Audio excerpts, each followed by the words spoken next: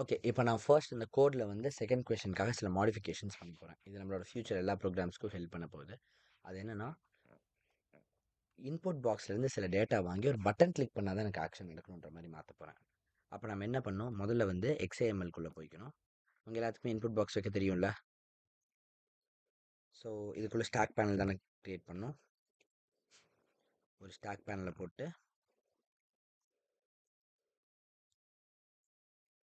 இதுக்குள்ளே வந்து text box தானே, எக்ஸ் நேம் என்னன்னு கொடுத்துக்கலாம். எக்ஸ் நேம் வந்து I1 வச்சுக்கிறேன், இன்புட் 1 அப்படிங்கிற மாதிரி I1 வச்சுக்கிறேன். ஏன்னா இதை நம்ம எல்லாத்துக்கும் யூஸ் பண்ணிக்கலாம் இதேவே. வேறு என்னென்ன இது கொடுக்கணும், நம்ம ஏதாவது பிளேஸ் ஹோல்டர் கொடுக்கணும். கரெக்டாக பிளேஸ் ஹோல்டர் டெக்ஸ்ட் வந்து இன்புட் 1 கொடுத்துக்கலாம். அதுக்கப்புறம் வேறு என்ன கொடுக்கலாம்,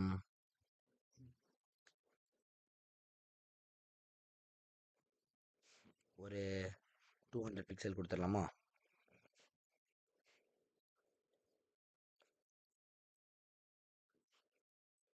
யாரோ ஒருத்தர் வயிறு கத்திக்கிட்டே இருக்குது, கேமராவில் ரெக்கார்ட் ஆகும்.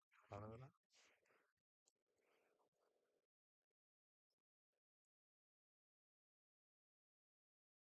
இதை வந்து I2ன்னு வச்சிடலாம், இன்புட் 2ன்னு வச்சிடலாம். இதுக்கப்புறம் நம்ம ஒரு பட்டன் வைக்கணும்.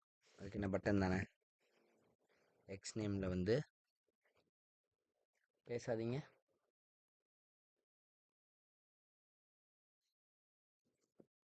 மீன் வச்சிடலாம். பட்டனுக்கு பிளேஸ் ஹோல்டர் டெக்ஸ்ட் எப்பயும் டெக்ஸ்ட் தானே, கண்டென்ட்டா.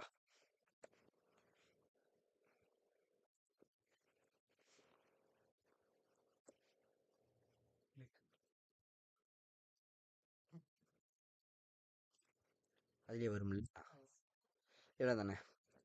ஸோ ஆல் இம்பார்ட்டன்ட் திங்ஸ் இவ்வளோ தான். இதை மட்டும் வச்சுட்டு இங்கே போனீங்கன்னா அதுவே வந்து கிளிக் பண்ணி ஒரு இதை க்ரியேட் பண்ணி வச்சுருக்கோம். ஸோ இதில் இருக்கிற கோடெலாம் இப்போ இப்போதைக்கு நம்ம ரிமூவ் பண்ணி விட்டுக்கலாம். இந்த இடத்துல நம்ம என்ன பண்ண போகிறோன்னா, ஃபர்ஸ்ட் இன்புட்டை ரீட் பண்ணி ஒரு வேரியபிளில் ஸ்டோர் பண்ண போகிறோம். I1ல் இருக்கிறத ரீட் பண்ணி. அப்போ நம்ம என்ன பண்ணோம், ஸ்ட்ரிங்கு இன்புட் 1க்கு வந்து நம்ம வந்து A = 2ன்னு வச்சுக்கலாம். A = I1.text. String B = I2.text.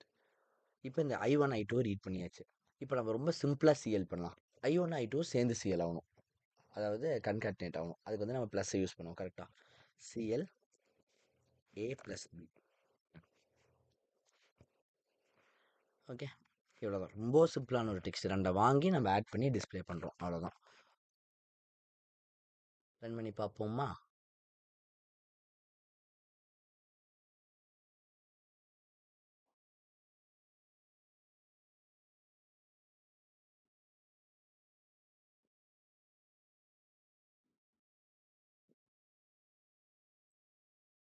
Button இங்கே வந்துருச்சு பாருங்க. ஓகே, இப்போ நான் வந்து அதில் வந்து 1 கொடுக்குறேன்.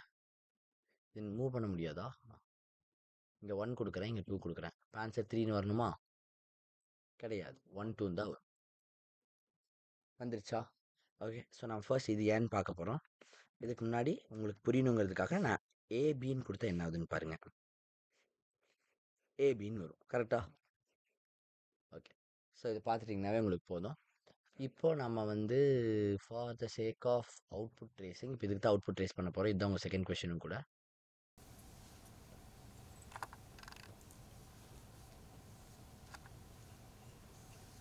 இது வந்து ரேம், இது ப்ராசஸர், இது வந்து டிஸ்பிளே. ரெண்டாக பிரிச்சாச்சு. இந்த டிஸ்பிளே ஒன்று, அந்த கன்சோல் லாக் வந்து ஒன்று. ஓகேவா.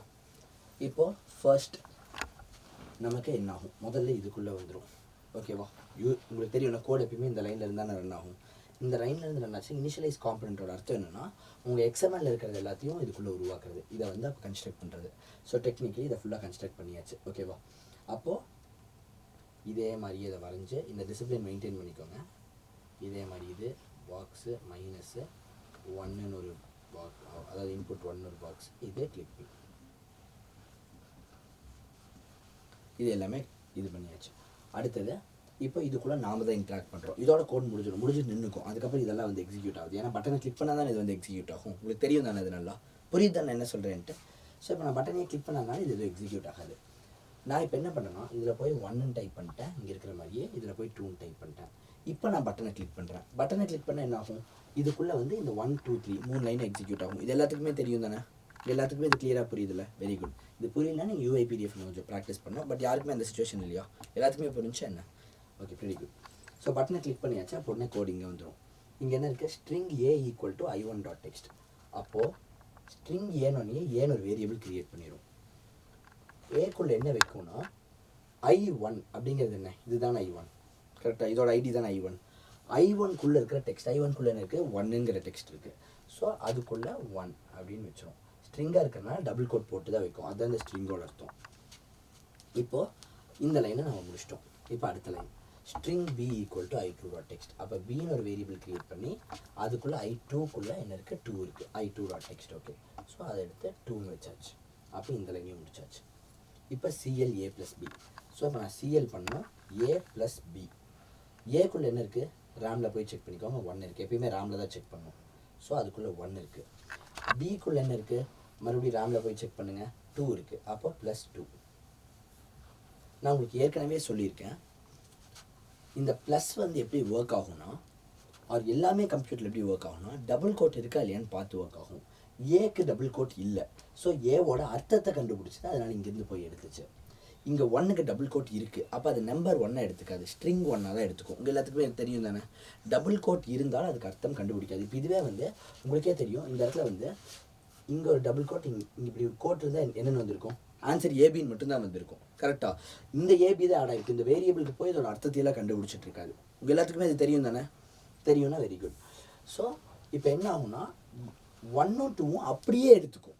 ஸோ 1ஐயும் 2ஐயும் அப்படியே எடுத்தால் அது வந்து 1 2ன்னு ஆயிடும். கரெக்டாக அப்போ 1 2ன்னு CL ஆகணும். ஸோ 1 2ன்னு CL ஆகும். 1 2ன்னு ஆச்சா அப்படியோ, ஞாபகம் இருக்கா, இதுதான் அவுட்புட். ஓகே, இந்த இடத்துல இந்த மாதிரி நீங்கள் எப்படி வேணாலும் கிரிக்கோங்க, எனக்கு பிரச்சனை இல்லை. ஆனால் இதுவும் இவ்வளவு கிளியராக இருக்கணும். இஷ்டத்துக்கு அடிச்சு எழுதுறது, கிரிக்கி எழுதுறதுலாம் இருக்கக்கூடாது. வேரியபிளை ஓவர் ரைட் பண்ணால் தான் நீங்கள் அடிச்சு எழுதணும். ஸோ அப்போ ஓவர் ரைட்னா என்னென்னு கேட்டிங்கன்னா, அதுதான் நான் உங்களுக்கு எபிசோட் 3ல் சொல்லிக் கொடுக்க போகிறேன்.